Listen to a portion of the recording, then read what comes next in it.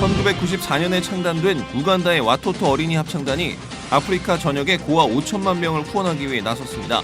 자세한 소식 잠시 후에 전합니다. 전 탁구 국가대표 양영자 선수가 몽골 선교사라는 이름으로 돌아왔습니다. 몽골 돼지를 품은 그녀의 가슴 지난 이야기, 잠시 후 테마 인터뷰에서 만나봅니다.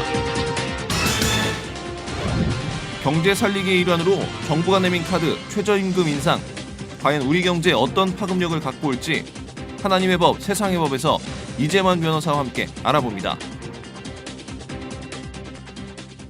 안녕하십니까, 민찬기 목사입니다. 기독교 대학이 설립한 평생교육원에서 풍수질이나 사주와 같은 강좌가 개설돼 구설수에 오르고 있습니다. 학교 측의 의견은 유용한 생활 정보이기 때문에 수강 희망자가 많아서 강좌를 만들었다고 하는데요.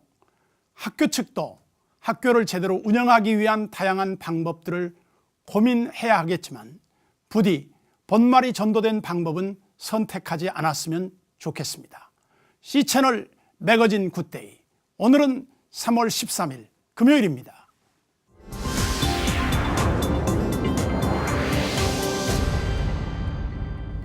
힘든 환경에서 자라는 아이들이 하나님의 사랑을 알고 주님의 자녀로 성장하는 모습을 보는 것은 큰 기쁨이겠죠.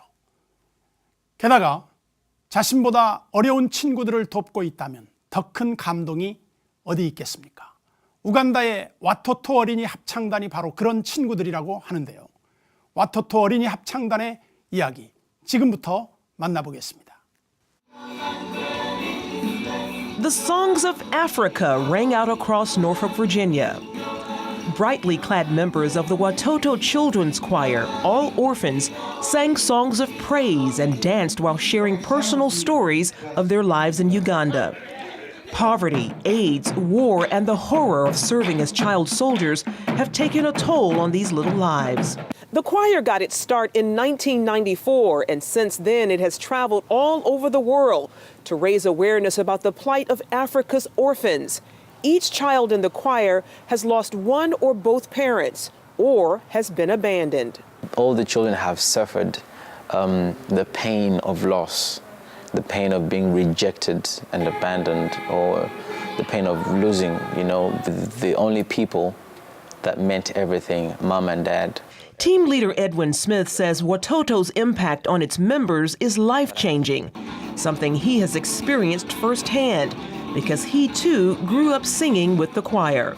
It was when I was on choir that I realized I could become anybody in the world. That was when my dream looked very bright, like I could dream, and I could tell you that today I'm actually living the dream that I had back then when I was in the choir. So it's a very mind-opening platform for the children. Watoto means child in Swahili, and it takes a holistic approach to helping Africa's most vulnerable children. Those rescued live in a Watoto village with homes, a new family, and free education. But most important of all, they learn about the love of Jesus Christ. 9-year-old Alan told us what life was like before Watoto took him in. It was bad. It was bad? Yes, Auntie. Why was it bad? I didn't have where to sleep. The children have all learned that God has a good plan for their lives, something they want to share with others around the globe and back home. It has been nice, and I love it when we sing and dance and people's lives get changed. I want to live in Uganda so that I could also change the country and it becomes a good country. Their songs highlight the hope of a future filled with joy and new purpose. When you see these children, they're no longer sad. They come from a sad past, but they are not sad anymore because when God is in it, it's not over. Charlene Aaron, CBN News.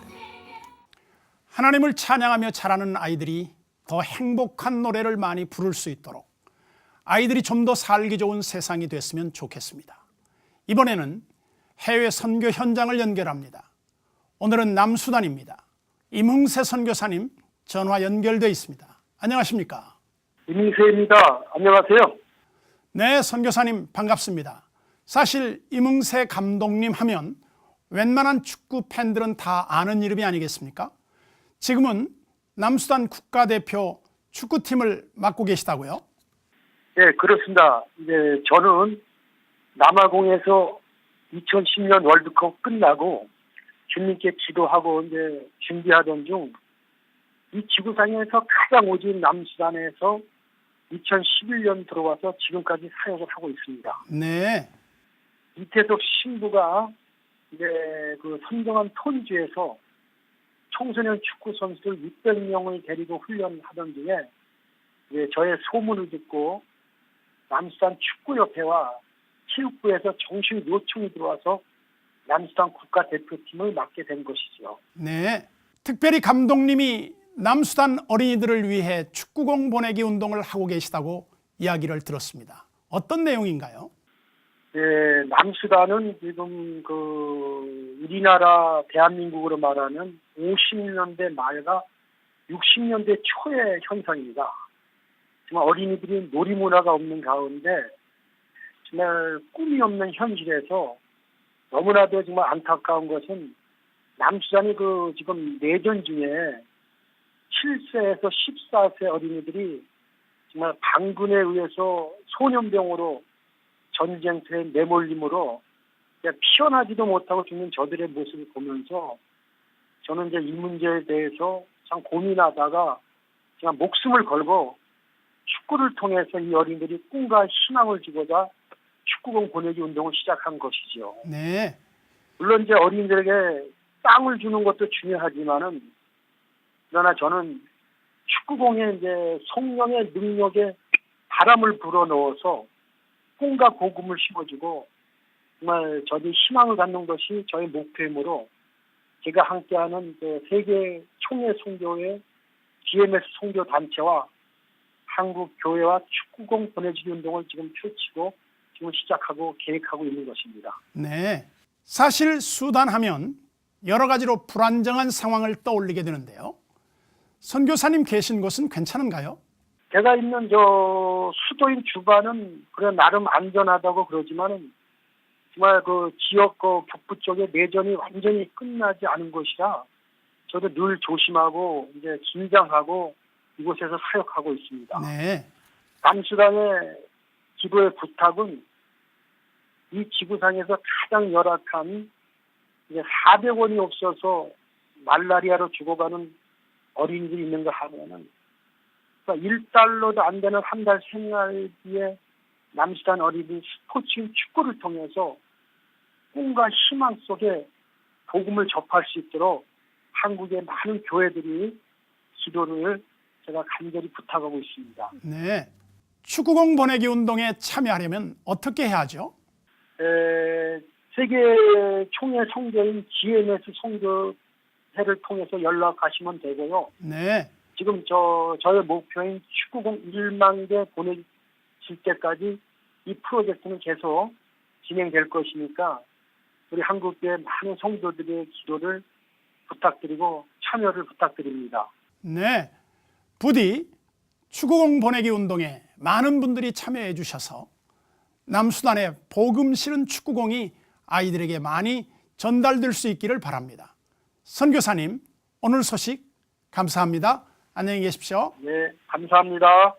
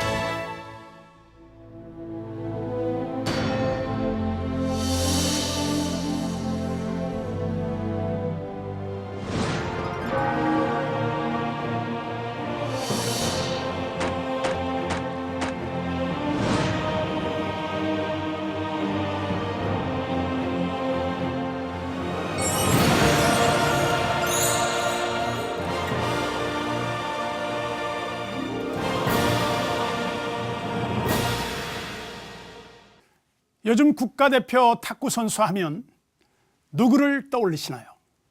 연세가 있으신 분들은 탁구 선수 하면 현정화 선수와 아마 이분을 떠올리실 겁니다. 바로 전 국가대표 양영자 선수죠. 반가워하는 분들도 많으실 것 같은데요. 테마 인터뷰 그레이스에서 지금 만나봅니다.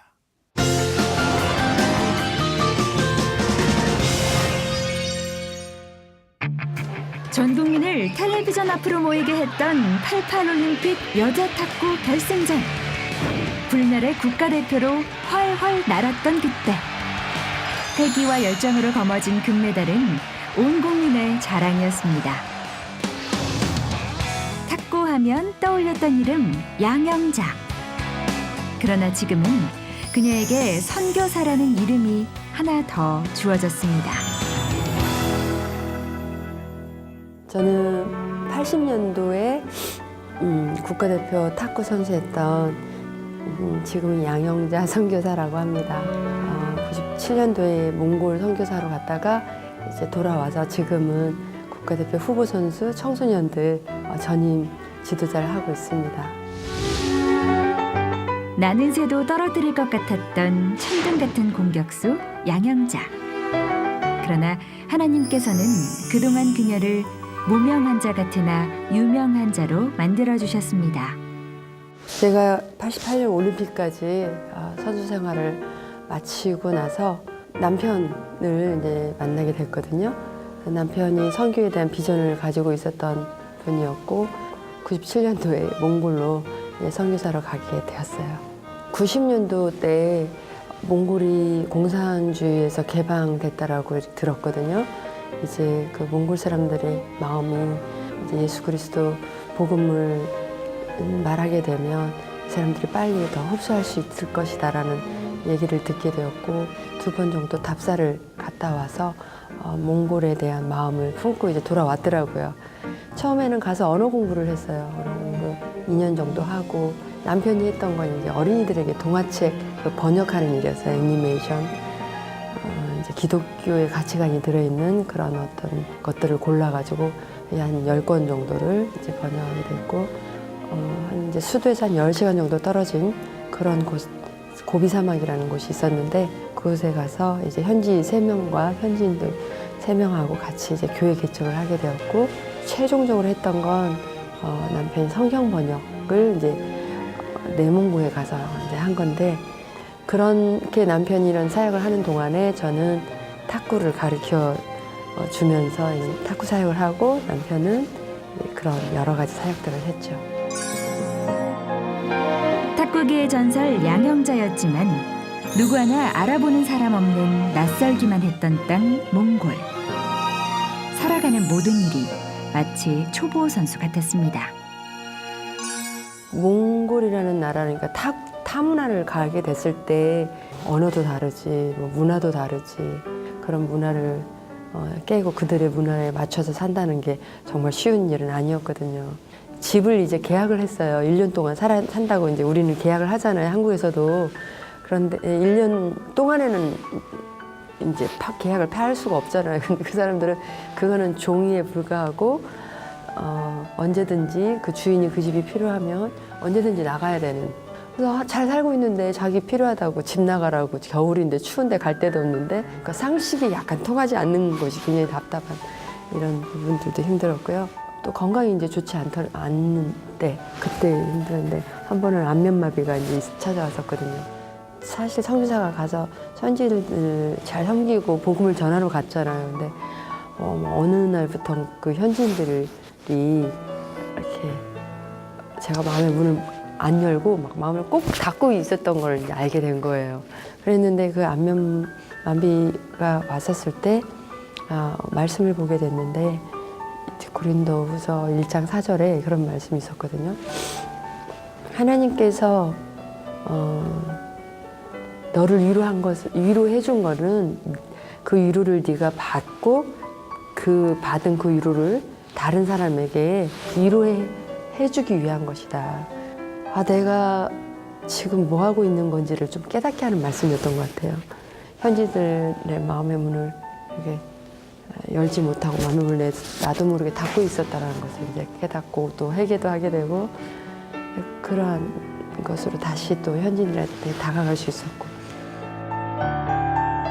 몽골 사역 현지 한복판에서 다시 만나주신 하나님. 양영자 선교사에게 몽골은 그야말로 광야 학교였습니다. 결국은 이제 선교라는 것은 막 화려하게 어떻게 하는 그런 것보다 제가 느꼈던 건 가서 현지인들하고 잘 어울리고 잘 살 수 있는, 잘 버텨주는 것만 해도 선교를 잘한다고 저는 생각해요. 몽골에서 있다가 돌아오면서 느꼈던 건 복음을 전하러 갔고 섬기러 가는 선교사지만 내가 섬김을 받고 오지 않았나. 그리고 오히려 현지인들한테 선교가 뭔지를, 그리고 섬김이라는 것이 뭔지를 오히려 더 배워가지고 온 건 아닌가 이런 생각이 들었어요. 이거는 하나님께 우리가 받은 은혜가 있다면 사명으로 알고 이거를 하는 거지. 그 사람이 어떻게 나에게 대하고 그런 것 때문에 반응해서 선교를 하는 것이 아니었구나라는 것을 좀 알게 됐었거든요. 그래서 거저 받았으면 거저 주는 그런 마음이어야 되는데 참 그게 쉽지 않더라고요. 그런 것을 배우고 온 것 같아요. 거저받은 은혜, 거저받은 위로, 그리고 거저받은 생명. 이제는 그 모든 것을 나누는 일만 남았다는 그녀. 이제는 몽골이 아닌 지금 여기에서 다시금 주님의 일을 이루어갑니다. 네, 정말 한국 탁구의 전설이었던 양영자 선수. 화면으로만 본 것인데도 참 반갑습니다.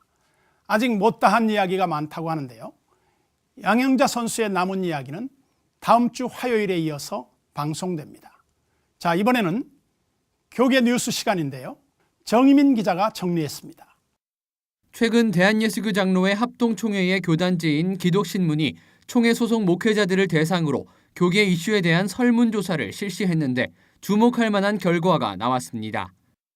보수적 성향의 교단인 예장 합동 목회자들의 절반 이상이 목회자 납세와 이중직에 대해 찬성하는 것으로 나타났습니다.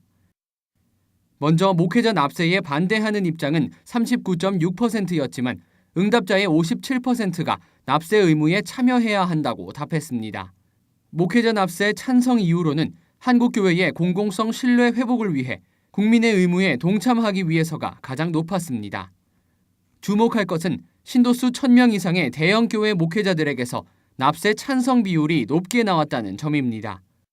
설문조사를 실시한 예장합동교단지 기독신문 관계자는 대형교회 목회자들이 교회 재정 투명성을 높이고자 하는 것으로 풀이된다고 말했습니다. 목회자 이중직에 대한 의견을 묻는 질문에는 응답자의 57.2%가 찬성한다고 답해 반대 의견보다 18.4%가 더 높게 나왔습니다. 특히 신도수 100명 이하와 300명에서 500명 사이 교회 목회자들이 각각 58.8%와 60.7%가 목회자 이중직에 찬성한다고 답했습니다. 실천신학대학원 조성돈 교수는 이에 대해 중소형 교회 목회자들의 대다수가 교회 사례만으로는 생활하기가 어렵다는 것을 나타내는 결과라고 말했습니다. 그러면서 총회가 소속 목회자들의 현실적인 문제를 간과해서는 안 된다고 꼬집었습니다. 교회와 교단이 목회자의 기본적인 생활을 책임져주지 못하는데 목회자의 이중직을 묻고 있다는 것은 좀 무책임하다, 좀 그렇게 생각을 하고요. 오히려 목회자들을 이렇게 자꾸 불법자를 만들지 않았으면 좋겠습니다. 또 어느 정도 규모의 교회에서 목회하기를 희망하는지 묻는 질문에 응답자 절반이 100명에서 300명 이하의 중소형 교회에서라고 답했습니다. 이 같은 결과는 교회 성장주의에 대한 선호가 한풀 꺾인 것으로 풀이됩니다. 설문조사 결과 발표에 앞서 창간 50주년 기념 예배를 드린 기독신문 관계자는 이번 조사 결과가 앞으로 총회 운영 방향에 반영되어야 할 것이라고 말했습니다.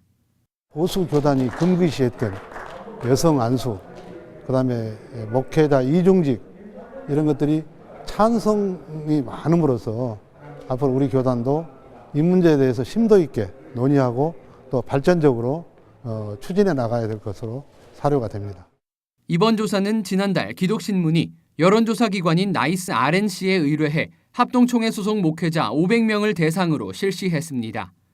표본 오차는 95% 신뢰 수준에서 플러스 마이너스 4.28%포인트입니다. C채널 뉴스 정의민입니다. 오늘 이 자리에 참석하신 분들과 각지에서 마음을 모아 함께 기도하시는 모든 분들께 하나님의 축복과 은혜가 충만하시길 진심으로 기원합니다. 홍문종 국회조찬기도회 회장의 개회사를 시작으로 제47회 국가조찬기도회에 막이 오릅니다. 통일을 행하시는 하나님을 주제로 열린 조찬기도회에는 박근혜 대통령과 교계와 정관계 등 3,500여 명이 참석했습니다. 특별기도 시간에는 대통령과 국가발전, 경제번영과 민족화합, 한반도와 세계평화를 위해 기도했습니다. 특히 광복 70주년과 남북분단 70년을 맞는 올해 한국교회 연합과 남북통일, 국민화합을 이루길 기도했습니다. 선한 목자를 따르는 선한 양을 제목으로 말씀을 전한 광림교회 김선도 원로 목사는 하나님은 우리 민족을 영적으로 새롭게 소생시키셨다며 하나님이 계심을 온 천하에 알리며 기도하는 백성이 되어야 한다고 전했습니다. 또한 김 목사는 올해 우리 민족이 새롭게 거듭나는 날을 바라보며 나아가자고 강조했습니다. 우리는 평화와 자유와 정의와 진리의 뒤에는 하나님이 반드시 살아계신 것을 온 천하에 알리는 우리 백성의 기도가 되어야 되겠습니다. 조찬기도에 참석한 박근혜 대통령은 국가조찬기도회를 통해 교회 지도자와 성도들을 만나 기쁘다며 국가발전과 국민통합에 큰 역할을 했던 교회가 우리나라의 화해와 단합을 위해 힘써주길 바란다고 전했습니다. 기독교 선교 130주년을 맞이한 한국교회가 앞으로도 우리 사회의 갈등과 대립을 치유하고 화해와 단합을 위해 노력해 주시기를 바랍니다. 국가조찬기도회 후에는 제1회 한반도 평화통일 청년기도회가 이어져 눈길을 끌었습니다. 대한민국과 한국교회 미래의 주역인 청년들과 탈북 청년 대학생 등이 함께 모여 간절한 기도와 찬양을 하나님께 올려드렸습니다. 한편 국가조찬기도회 전날 광림교회에서 열린 외국기빈 초청 환영 만찬에는 미국과 루마니아, 대만 등의 각국 대표들과 재외동포 등 17개 나라 200여 명이 참석해 친교를 나눴습니다. 이어서 진행된 세계평화음악회는 신원 에베네셀 합창단과 프라임 하모닉 오케스트라의 협연으로 주님께 찬송으로 영광을 드렸습니다.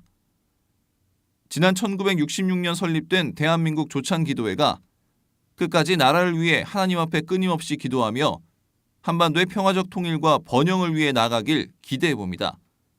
C채널 뉴스 유성훈입니다.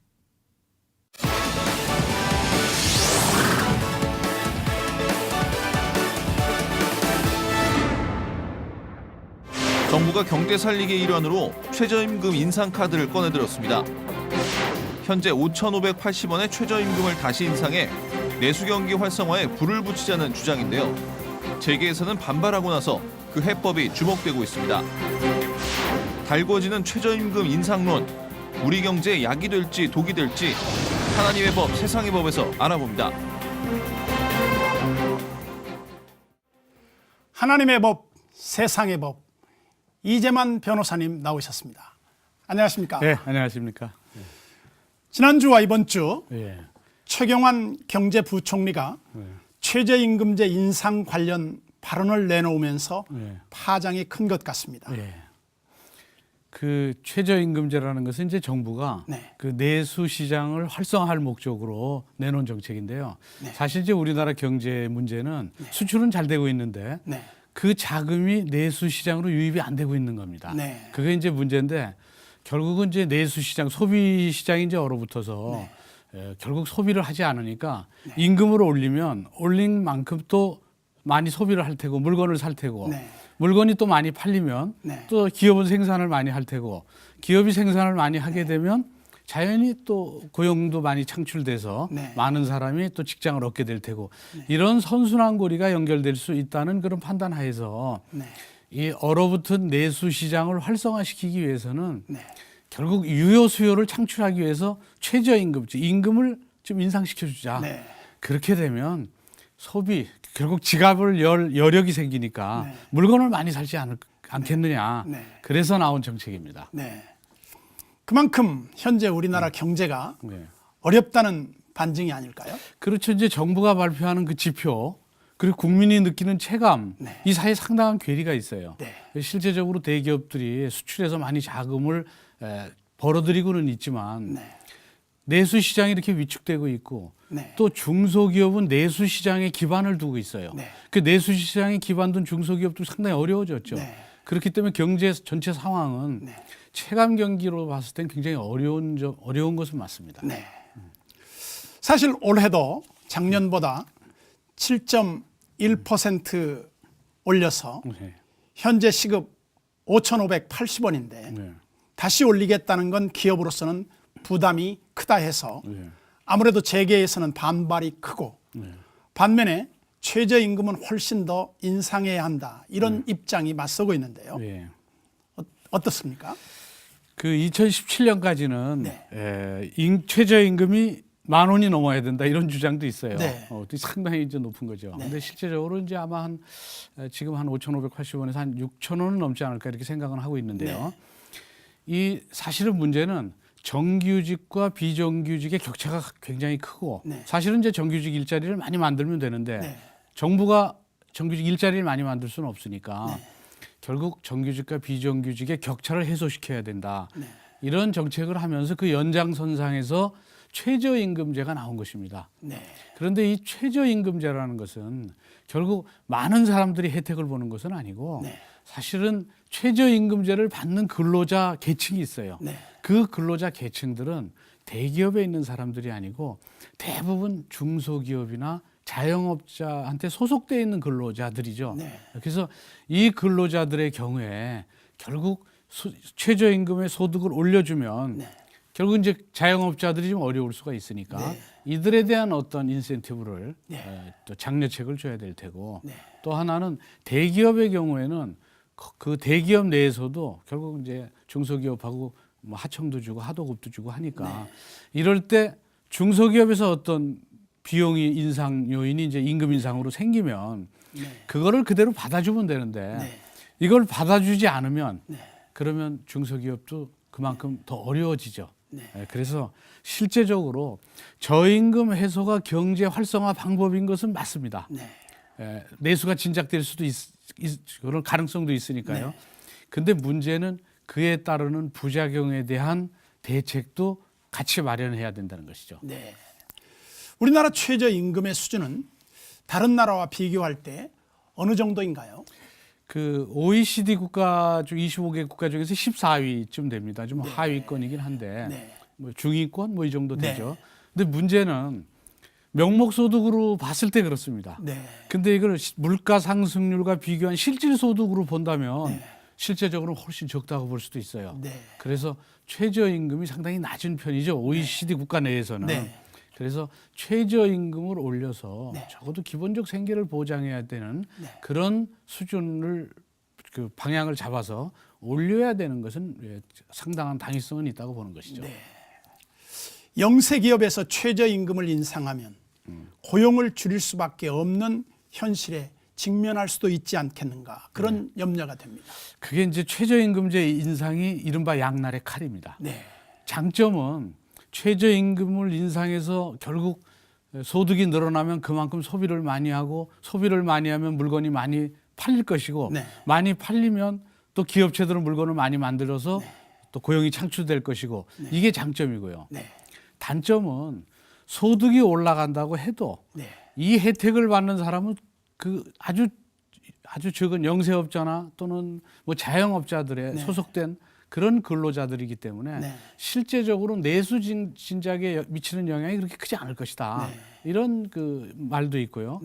또 하나는 중소기업이나 자영업자들은 가뜩이나 어려운데 내수 시장이 얼어붙어서 그 근로자들의 임금 최저임금 수준까지 올려버리면 그 비용을 감당하지 못해서 결국은 고용된 인원을 3명이면 1명을 퇴출시켜야 됩니다. 그러면 최저임금을 올린다는 것은 모두 다 자그마한 작은 임금을 받다가 결국은 자기가 조금 더 임금을 더 받으면서 동료가 직장을 잃게 되는 네. 그러니까 고용 불안에 놓일 수 있죠. 그러니까 예전에 왜 아파트에서 아파트 경비원들의 임금을 한번 일단 올려준 적이 있었어요. 예, 국가에서. 예.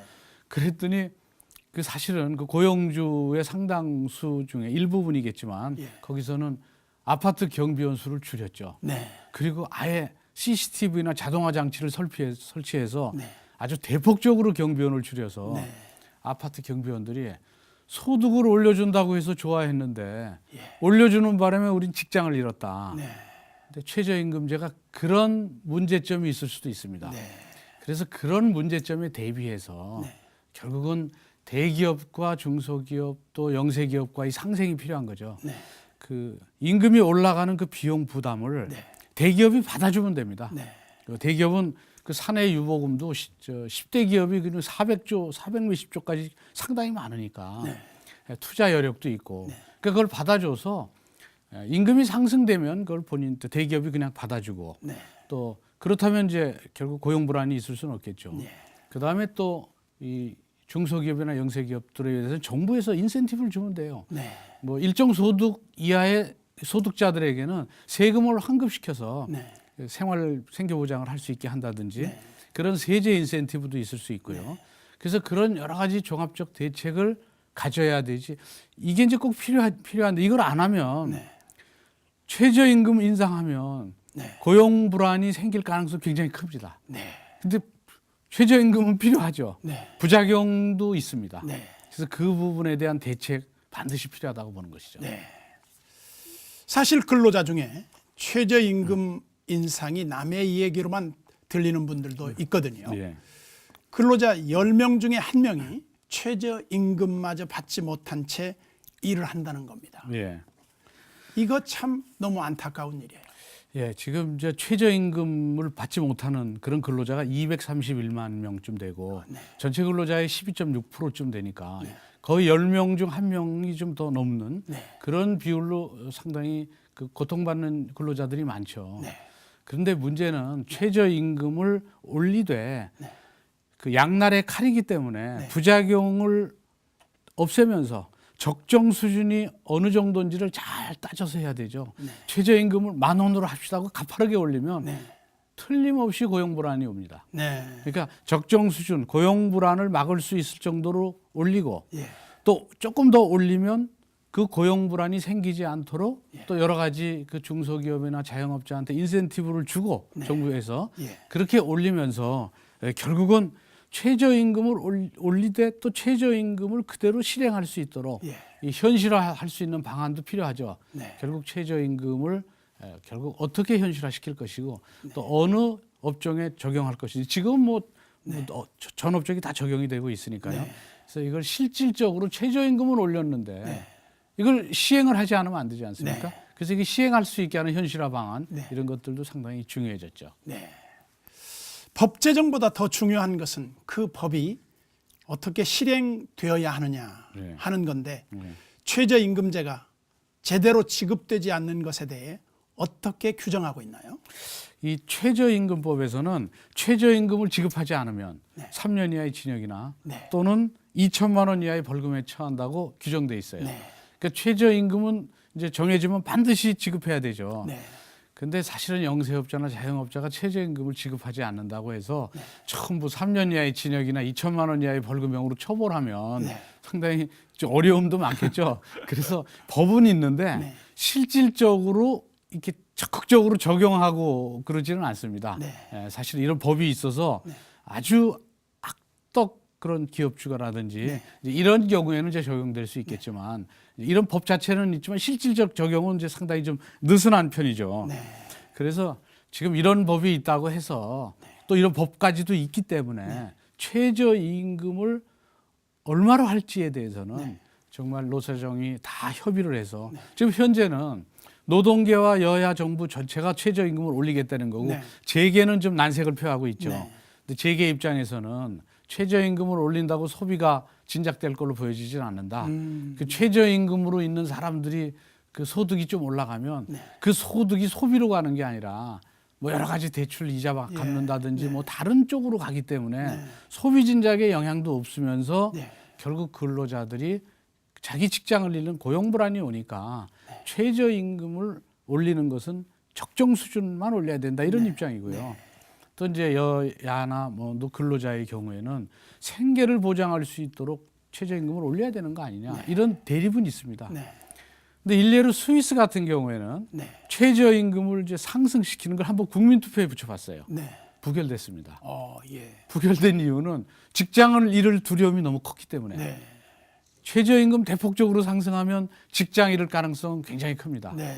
그러니까 적정 수준이 어느 정도인지 보고 그거보다 조금 더 올리게 되면 그 차익은 보존할 수 있는 정부 정책을 만들고 그래서 가급적 근로자들의 실질 임금을 올려서 생계 유지를 할 수 있도록 노력하고 또 한편으로는 그 소득이 내수를 진작시킬 수 있는 방법이 뭔지 그것도 함께 연구해서 최저임금 제도가 근로자들의 생계 유지에도 도움이 되고 또 내수 진작이 돼서 결국은 물건을 많이 사게 되면 정말 선순환이 돼서 많이 사니까 많이 만들고 또 많이 만드니까 고용 창출도 되고 그래서 결국 최저임금을 올렸더니 궁극적으로는 기업도 이익을 보더라. 선순환이 되면 기업도 이익을 봅니다. 그래서 선순환이 갈 수 있는 것을 찾으려면 그렇게 양날의 칼이라 단순하게 볼 게 아니라 유인책이 뭔지 적정 액수가 뭔지 세제 혜택은 어떻게 할 것인지 또 재정 투자는 어떻게 연결될 것인지 또 뭐 해외에서 들어오는 인력은 어떻게 관리를 해야 될 것인지를 종합적으로 판단해서 결국 정책을 입안해서 실행을 한다면 최저임금제 상승, 인상은 아주 좋은 정책일 수 있습니다. 네, 참 쉽지 않은 일인데요. 무엇보다 침체된 경제가 좀 살아나고 근로자들이 고용 불안과 임금 체불 문제에서 벗어날 수 있는 최상의 방법이 찾아지길 바라겠습니다. 이재만 변호사님, 오늘 말씀 감사합니다. 고맙습니다. 네, 고맙습니다.